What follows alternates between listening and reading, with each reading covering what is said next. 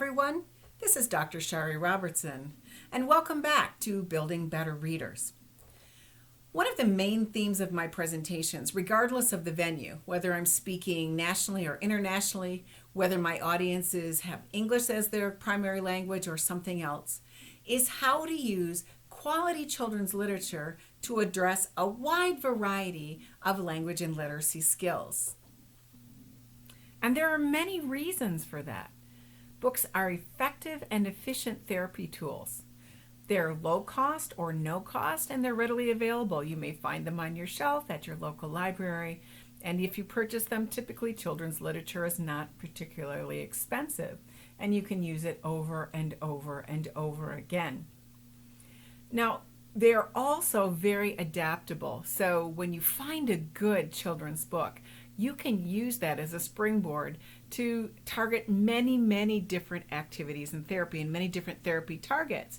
But the difference is when you use a book in therapy, you you learning in context. And it's very motivating, naturally motivating for kids, because if you find books that they like, then the learning becomes fun and intrinsically motivating. You know, there's a reason that repetitive, non-contextual therapy activities are often dubbed drill and kill, because they tend to kill after a while any intrinsic motivation, which is why you have to resort to things like stickers and stars. If you're picking the right books, kids will want to engage, and then we can use that book to build in many different areas. And that's what I'm going to talk about today, is how you can take a children's book and target a number of different areas.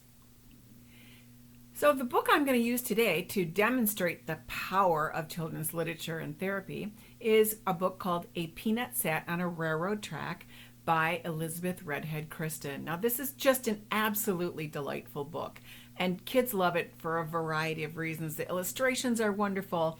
It's got a lot of repetitive phrases, and the really fun part of this book is you can actually sing it. Now, I didn't know that not everyone grew up with the song that's associated with this book. So for those of you who really didn't grow up with it, because as I went around the country and I asked people, about half the people knew it and half didn't. So if you fall into that latter camp, today is kind of a twofer for you. You're not just going to learn a new book, you're also going to learn this fun little new ditty to put in your repertoire. Now, we're going to take a look, and I'm going to warn you right now that I am going to sing this book because there is a lot of power in singing. We're going to talk about that a little bit later, but how singing and chanting can develop reading fluency in children even before they can decode the words. So get ready for a little bit of off-key fun, because here's the other reason I'm going to sing it. I can't help but sing it. It's like, who can say their ABCs, right? We sing them. It's the same thing that happens here when I open A Peanut Sat on a Railroad Track. So let's get started. A peanut sat on a railroad track. His heart was all aflutter. Around the bend came the number 10. Toot toot, peanut butter, crunch. Now, obviously, there's a lot going on with this book besides just the fun factor. You have rhyming words, you have opportunities for predicting, you have lots of more opportunities for asking questions about the storyline and the illustrations, because there's a lot going on in this book besides just what's in the words. There's great vocabulary. You'll notice the verb here, crunch. There'll be a new verb after each couplet that kind of describes how that food gets made when the train hits it. We'll talk about that in a minute. But those verbs are very descriptive, and each one is depicted a little bit differently. So you'll take a look as we go through. Now, right now, you might think as an adult, this is kind of a gruesome book. But I can tell you, and I can assure you, that kids love it. And it's a lot of fun to predict how one food is going to be transformed into another food when it gets smushed or crunched or sliced. Let's do another one. A banana sat on the railroad track. Her heart was all aflit. Around the bend came the number 10. Can you guess? Toot toot, banana split. slice. And in this case, you have to slice bananas in order to make a banana split. And those verbs are going to be very important when we come to the end of this book and we talk about some of the extension activities that you can do built around it. Oh, we've got to do one more. Some strawberries sat on the railroad track. Their hearts went bam, bam, bam. Around the bend came the number 10. Toot, toot, strawberry jam. Smush. Now here's a good place to talk about how critically important it is for us to select books that actively engage the readers in the reading process. Because bottom line is, we want to help kids learn to want to read. The National Reading Panel research tells us that children who are better readers are those who read more. So in essence, better readers read more, poor readers read less. Now, that kind of is one of those duh statements to most of us, but we now actually have research that backs that up. But it makes complete sense because no one wants to do something they're not good at. And kids who are good readers read more books, and then they become better and better readers, and it's a positive upward spiral. Just the opposite, kids who don't read very well tend to engage in reading less, and so they get less opportunities to read, and so they become poorer readers, and their reading skills tend to spiral downward in comparison to their peers. So my ultimate goal is to want to get kids' noses in books, any books that will motivate them, that will make them want to read. Is what I want kids when they think about reading. I don't want them to think about reading. I want them to equate reading with things like, Christmas morning or puppies or ice cream. We don't want them to think about reading as work. We want them to think about reading as something pleasurable and something that we want to do. So find books that kids like, bottom line. Now there's a bunch more foods that are transformed by the number 10 train, but the book finishes up and we don't have time to go through all of those. I wish we did. But the story ends up with this family having a picnic from all the foods that they found along the railroad track. So we hiked along the railroad track, gathering yummy treats. Around the bend went the number 10. Toot, toot, time to eat. Burp. And of course, kids love to do the last burp. And I had one kid who was actually an excellent burper, and he gave us the real thing every time we get to the end of that. And if that's how I can get a kid involved in a book, then we burp away. So in terms of extension activities, one of the things you need to know about this particular book is it comes with extension activities built right in. And in this case, in the form of recipes for all of the kinds of foods that were found along the railroad track. So the peanuts that become peanut butter, there's a recipe for peanut butter, recipes for banana split, there's recipes for potato chowder, guacamole, all of the foods that are transformed into something else. And if you'll notice on here, you'll see like in the peanut butter, it uses crunch, the very same word that was used in the book. Crunch the peanut butters in the peanuts in a food processor. And in banana split, it says you slice the bananas. So now we've used the words in the story, transfer them into a real life cooking opportunity. These recipes are printed on cardstock with the ingredients on one side and the directions on the back, so you get an opportunity to use it just like a real recipe card. In addition, the last page of the book actually has a number of suggestions for any adult who's reading this book with a child, anything that they can do, or a number of things that they can do to extend the fun and learning. So things like, again, singing the book, having the child predict what's going to happen. The book is set up so you can't see what food is made, what happens to the food, until you turn the page. There's a lot of repetitive phrases that the child can read that part, even if they don't engage in the singing. They can toot toot, pull the whistle, toot toot. They can shout out those bolded words. They can act those out. Show me how you slice. Show me how you smush. Making up new foods. Is there new foods that you can think of that can get squished? What would they turn into? One of the things that we've done very successfully is encourage families to actually take the recipe card with them to the store and pick out the ingredients together to then go home and make the food. So this is a way for any adult, anyone who's working with the children or reading with them, to extend the story. Now that's a good start, and those activities could keep you busy, or parents or caregivers busy, for quite a while. However, there are many more activities that you could use to target a whole range of key language and literacy skills in therapy based on the needs of your client or your student. So here's a PDF that's available for you to download that lists a number of activities that you could use to extend this book. It's not an exhaustive list. You can always find something more to pull out of a great book like this, but it should give you lots of ideas. And I have this PDF and all of the manipulatives that I'm going to demonstrate for you in the next few minutes available for download, and I'll give you that link at the end of this video. So I'm going to demonstrate some of these activities in the remainder of this mini session. And so let's start off with phonological awareness specific to syllable segmentation. And here's a worksheet that you might choose to use. You can download this. I have this available for you. And as you can see, it just breaks the train up into segments. So the first column is just the engine with a number 1 on it. And the second column is the engine with a car with a number 2. And you can see number 3 and number 4.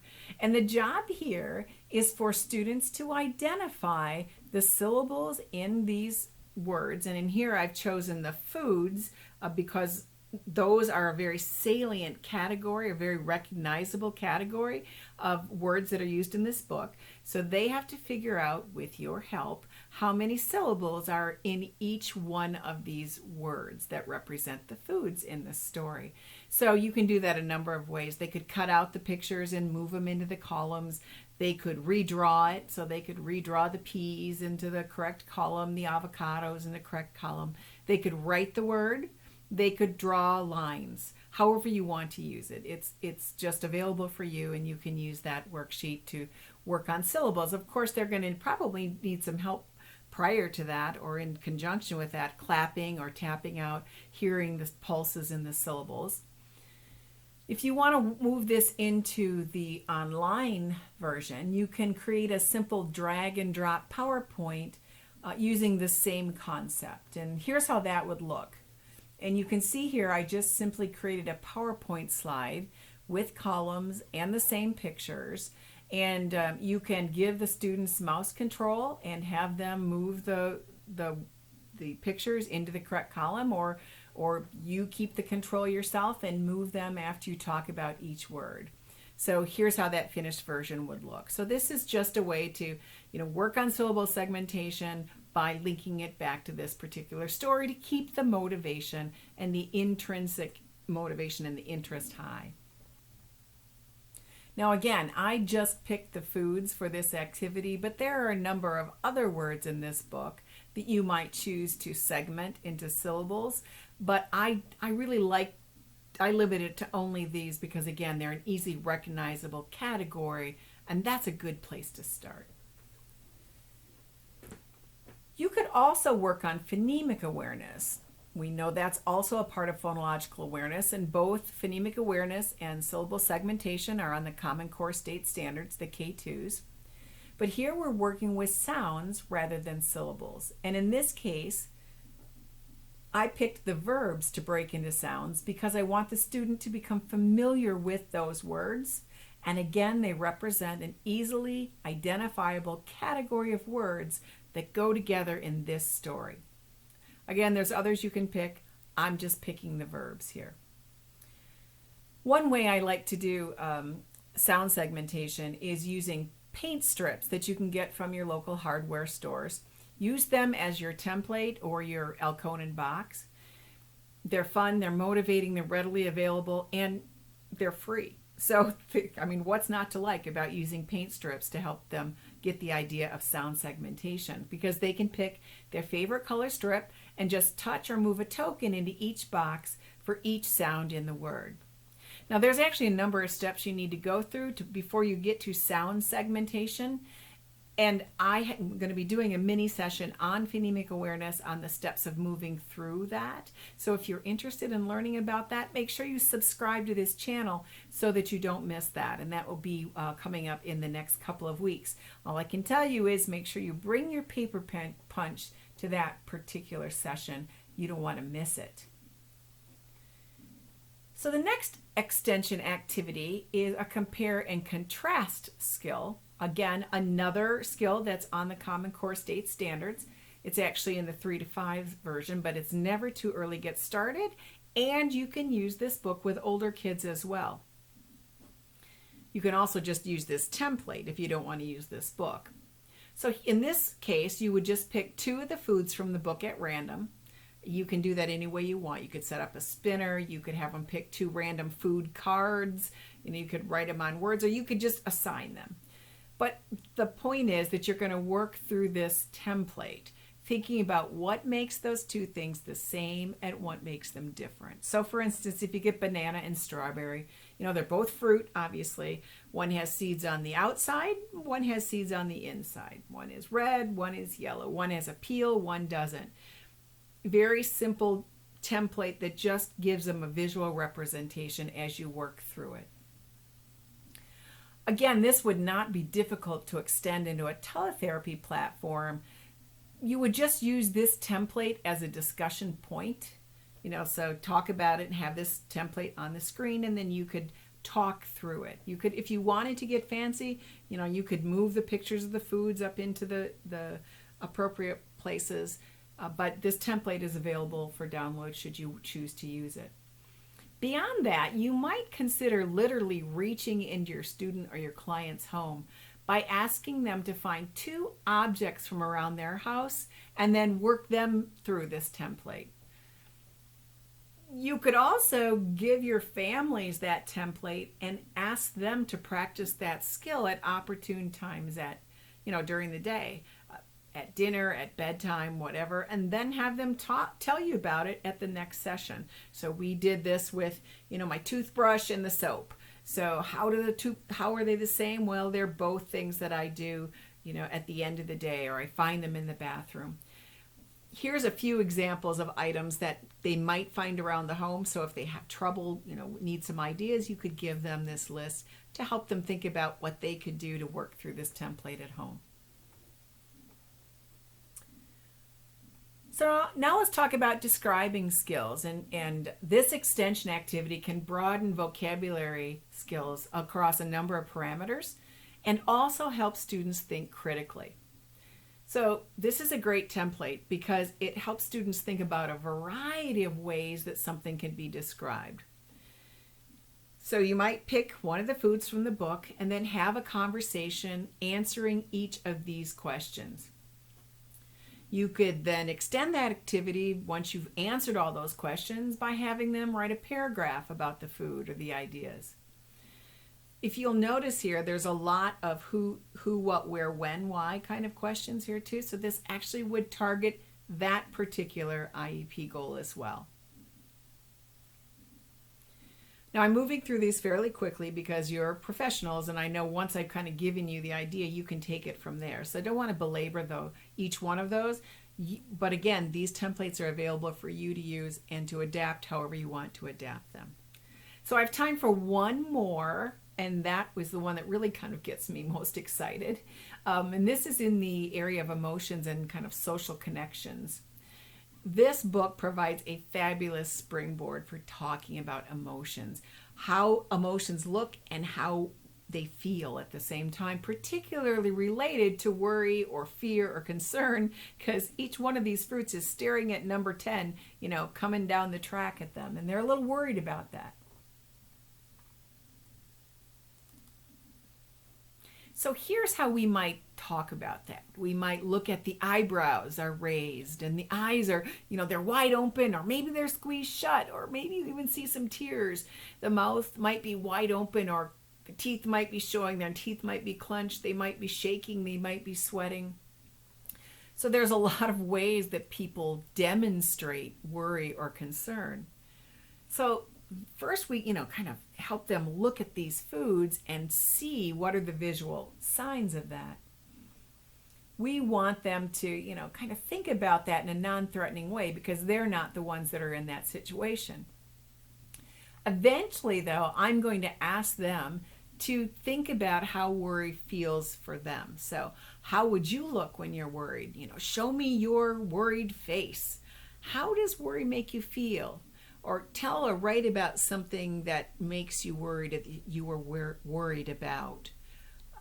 Take a selfie, or I'll take a screenshot of your worried face so that you can get an idea of like all of these pieces, what it looks like in others, what it looks like and feels like in myself.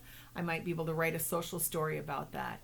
And then you can eventually expand that into other emotions, doing the same kind of thing. And maybe you can find some books that depict some other emotions. But eventually you might even consider making a My Feelings book that includes all your selfies with the faces that show how you feel about each one of those emotions, and maybe a social story that is linked to each one of those. As I mentioned earlier, all of the templates and the worksheets that I've shown you here are available for download, and here's where you'll get them at dynamic-resources.net. And be sure to click on the Free Resources tab. You can also order a copy of Peanut Sat on a Railroad Track at the same website and use the code DR10 at checkout for 10% off that book. Well, I hope you enjoyed this mini session and that I've given you some ideas and how you might use this particular book, A Peanut Sat on a Railroad Track by Elizabeth Redhead Kristen. But more than that, how you might extend books that you have on your shelf. And many of the manipulatives that I provided here, you can use for other books as well. If you enjoyed this session, be sure to subscribe to our channel. We will be adding more videos weekly. We'll be looking at more books. I'll be providing more ideas and more activities. And every once in a while, some pretty awesome freebies. So don't miss out. Subscribe now. Thanks again for listening, everyone.